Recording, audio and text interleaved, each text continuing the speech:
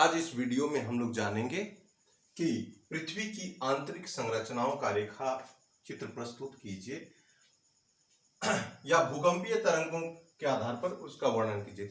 देखिए, ये मेंस का प्रश्न है और इसमें बहुत सारे ऐसे तथ्य हैं जो कि पीटी में भी हैं। तो यहाँ पर आपको ध्यान से देखना होगा कि किस तरीके से हम लिखें मेंस में, ताकि हमको स्कोरिंग मतलब नंबर बहुत अच्छे दें। और एक सिस्टम से आप फ्रेमवर्क बना लेते हैं तो इसमें काफी अच्छा स्कोर हो सकता है। तो सबसे पहले ये दो प्रश्न है, ये दोनों यूपी पीसीएस में आया हुआ है और भी बहुत सारे एग्जाम में आए हुए हैं। तो हमारे अकॉर्डिंग टू सिलेबस अगर जेपीएससी मेंस का आप प्रिपरेशन कर रहे हैं तो ये महत्वपूर्ण क्वेश्चन बन सकते हैं। तो इसमें आप देखिए कि पृथ्वी की आंतरिक संरचना का रेखा चित्र प्रस्तुत करते हुए भूकंपीय तरंगों के आधार पर इसका वर्णन कीजिए, या पृथ्वी की आंतरिक संरचना की जानकारी देते हुए प्रमुख साधनों का स्पष्ट करें। तो सबसे पहले हम यहां पे बात करें कि अभी तक पृथ्वी की आंतरिक संरचनाएं कैसी है, किसी भी प्रकार की जानकारी नहीं पूर्णतः मिल पाती। अप्रत्यक्ष प्रमाणों के आधार पर ही इसकी जानकारी हम दे पाए हैं। तो अगर देखिए चट्टानों के आधार पर, अगर हम चट्टान निर्माण पर देखें तो उसके आधार पर ऊपरी परत होता है, मध्यवर्ती परत और आंतरिक परत, यानी अपर लेयर, मिडिल लेयर और इनर लेयर, इसके आधार पर।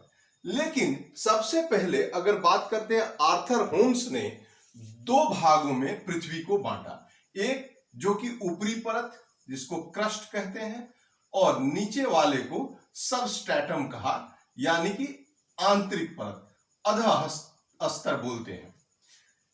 लेकिन सबसे ज्यादा वैज्ञानिक प्रस्तुतिकरण अगर हमें ज्ञात हुआ है तो वह भूकंपीय तरंगों से। अब भूकंपीय तरंगे कितने प्रकार के होते हैं, क्योंकि भूकंपीय तरंगों के द्वारा ही पृथ्वी की आंतरिक संरचनाओं का अब तक स्पष्ट उल्लेख मिला है। तो इनमें सबसे पहला है तरंग पी तरंग। देखिए, ये तीन प्रकार की भूकंपीय तरंग है, तीन प्रकार।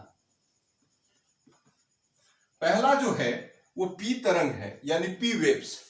पी वेव्स ठीक उसी प्रकार से होते हैं जैसे ध्वनि तरंगे चलती हैं।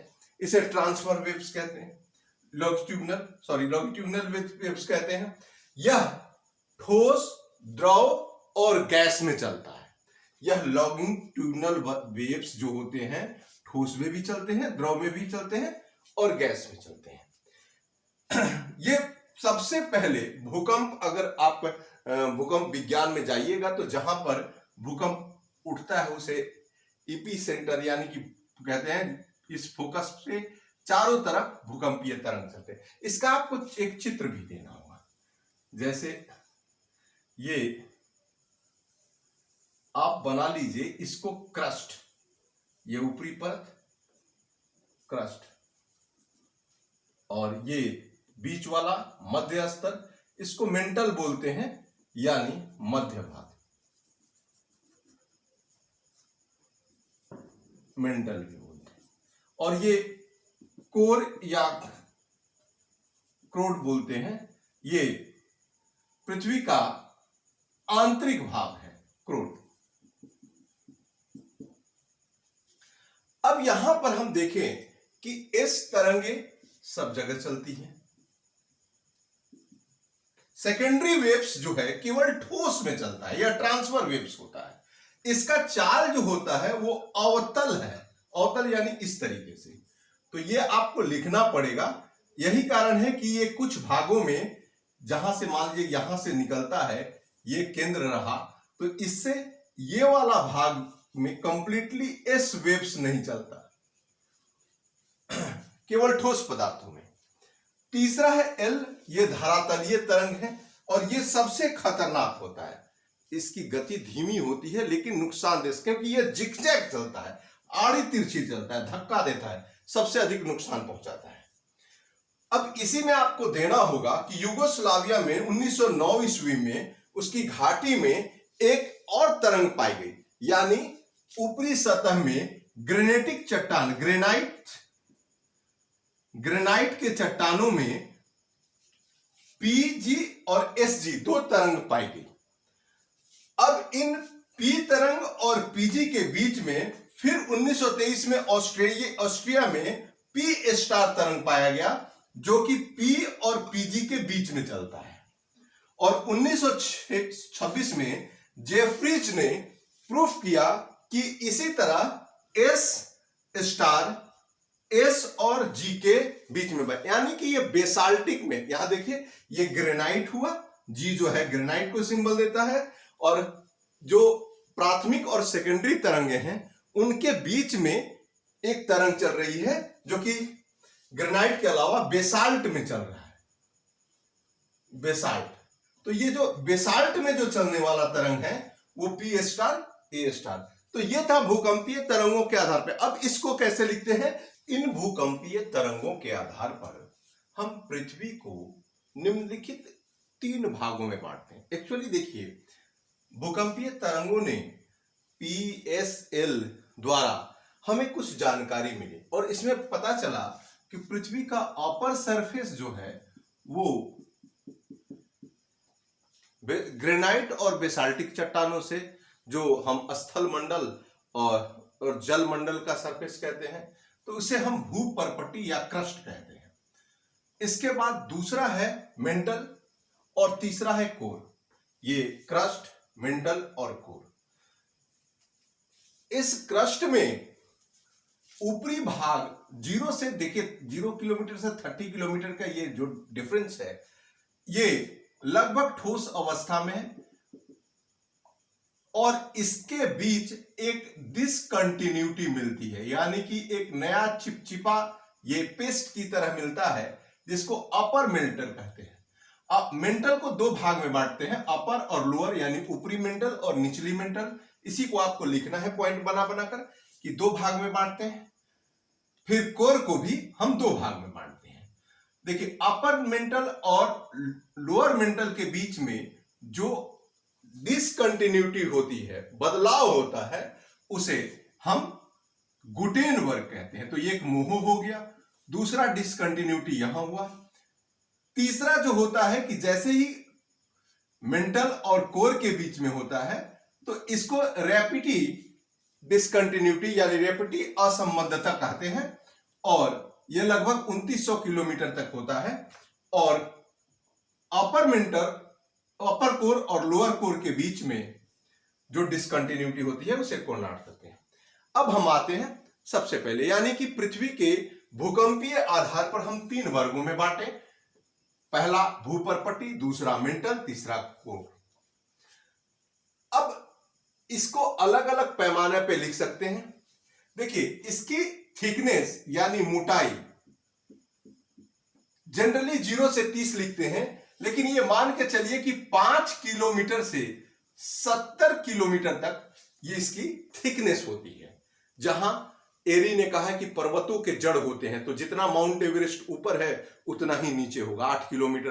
तो इस तरीके से बहुत ऐसी जगह है जहां धरातलीय नीचे तक फैला हुआ है। तो मोटा, आप देखे होंगे चट्टान, आगे पढ़िएगा तो उसमें बैथोलिथ, लोकोलिथ, फेकोलिथ, ये सब नीचे जमीन के अंदर बेसाल्टिक लावा के जमने से बने हैं। तो ये मोटाई हुआ। अगर हम तापमान की बात करते हैं, तापमान, तो इसका तापमान अप्रॉक्स 25 से 35 डिग्री सेल्सियस तक होता है। अब इसमें कहता है कि एग्जैक्ट 32 मीटर नीचे जाने पर 1 डिग्री सेल्सियस तापमान बढ़ता है, यानी प्लस होता है जैसे जैसे हम जमीन के नीचे, इसीलिए अंदर जाने पर हमें गर्मी महसूस होती है। इसका घनत्व यानी कि अगर हम बात करें डेंसिटी की, तो इसका density with respect to water, जल के सापेक्ष में 2.47 से 4.79 पर क्यूबिक एरिया होता है। और तो और एक वैज्ञानिक थे स्वेस ने इस क्रस्ट को सियाल कहा। इसे दूसरा नाम उन्होंने सियाल कहा। याद रखिएगा, स्वेस। इन्होंने इसे सियाल कहा क्योंकि इसमें सिलिकॉन और एल्यूमिनियम जैसे तत्वों की प्रधानता है। आपको बता दें कि 46% ऑक्सीजन होता है, 27% सिलिकॉन होता है और 11% आपका ऊपरी क्रस्ट पर एल्यूमिनियम होता है। इसीलिए इन्होंने दो एलिमेंट का प्रधानता के कारण सियाल और एल्यूमिनियम, तो SiAl मिलाकर इन्होंने इस क्रस्ट का नाम सियाल कर दिया। अब आते हैं मेंटल। मेंटल दो भागों में बटा है, अपर मेंटल और लोअर मेंटल। ये ध्यान से देखिए कि 30 से 2900 किलोमीटर के बीच में ये मेंटल है और यहां से यहां कोर है। अब बात करते हैं अपर मेंटल और लोअर मेंटल।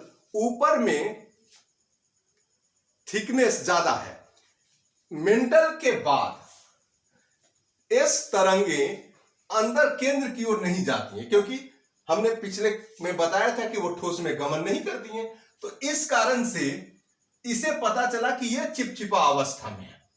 ये मेंटल, पूरा ये मेंटल चिपचिपा अवस्था में है। अगर इसकी मोटाई कहें, मोटाई तो अप टू, यानी कोर से लेकर, क्रस्ट से लेकर 2900 किलोमीटर तक पाया जाता है। देखिए यहां से लेकर यहां तक, ये क्रस्ट से लेकर 2900 किलोमीटर तक ये मोटा रहता है। इसकी अवस्था चिपचिपी रहती है, पेस्ट की तरह चिपचिपा रहता है। अगर तापमान कहें तो इसका औसत तापमान 1200 डिग्री सेल्सियस होता है। 1200 डिग्री, यानी यह लावा चैम्बर है, लावा का उद्गार इसी से होता है। अगर लावा जो हम कहते हैं वोल्केनिक इरप्शन, तो उसमें लावा इसी जगह से बाहर की तरफ निकलता है और इसका घनत्व जो होता है वो 4.79 से 4.97 के आसपास हो जाता है। और इसे स्वेस महोदय ने सीमा कहा, यानी सिलिकॉन और मैग्नीशियम। मैग्नीशियम का Mg होता है, लेकिन फर्स्ट टू लेटर सिलिकॉन और Ma मिलाकर इसका नाम इन्होंने, यानी कि ये हो गया आपका ऊपरी जो है क्रस्ट जो है, ये सियाल हो गया और ये हो गया सीमा। अब आता है आंतरिक कोर। ये देखिए डिसकंटिन्यूटी लिखना जरूरी है। ये डिसकंटिन्यूटी है, 4 डिसकंटिन्यूटी है। पहला मोहो जो कि 30 किलोमीटर के आसपास रहता है भूपर्पट्टी और अपर मेंटल के बीच में। दूसरा गुटेनबर्ग, अपर मेंटल और लोअर मेंटल के बीच में। तीसरा रेपिटी, लोअर मेंटल और अपर कोर के बीच में। और फिर कोरनाड, ये अपर कोर और लोअर कोर के बीच में, यानी कि इनर कोर और अपर कोर के बीच में। ये एकदम याद रखिएगा। अब देखिए कोर की बात करें तो इसका 2900 किलोमीटर से लेकर, और पृथ्वी का रेडियस कितना है 64, यानी अप्रॉक्स लगभग 3500 किलोमीटर इसका थिकनेस है, मोटाई है। इसके बाद इसका तापमान अगर देखें तो 2000 डिग्री सेल्सियस है इसके तापमान, और यह लगभग ठोस अवस्था में है क्योंकि एस तरंगे इसमें नहीं चलती। इसका घनत्व की बात करें तो घनत्व इसका 9 to 11 पर क्यूबिक एरिया होता है इसका घनत्व। और इसे स्वेस महोदय ने इसको निफे कहा। निफे यानी निकेल और फेरस जैसे तत्वों की प्रधानता है, इसलिए यह सबसे भारी केंद्र है, इसमें लोहा पाया जाता है। तो इस प्रकार इसको आप एक्सप्लेन कर सकते हैं और इसका वर्णन कर सकते हैं। पृथ्वी की आंतरिक साधन आपने तरंगों के आधार पर वर्णन किया, इसके मूल साधनों को बताया, इसमें क्या क्या है, और निष्कर्ष में आप लिख सकते हैं कि अभी तक वैज्ञानिक प्रमाण जो है वह तरंगों पे आधारित है। कोई भी निश्चित प्रमाण नहीं मिल पाया है, परंतु वैज्ञानिक प्रमाण अगर माने तो भूकंपीय तरंगों के आधार पर लगभग सही निकाला गया है, और इस आधार पर दिए गए कोर, निफे यानी कि ऊपरी परत, मध्य परत और केंद्रीय परतों का विभाजन किया गया है। ठीक है, तो इस तरीके से इसको एक्सप्लेन कर सकते हैं। Thank you.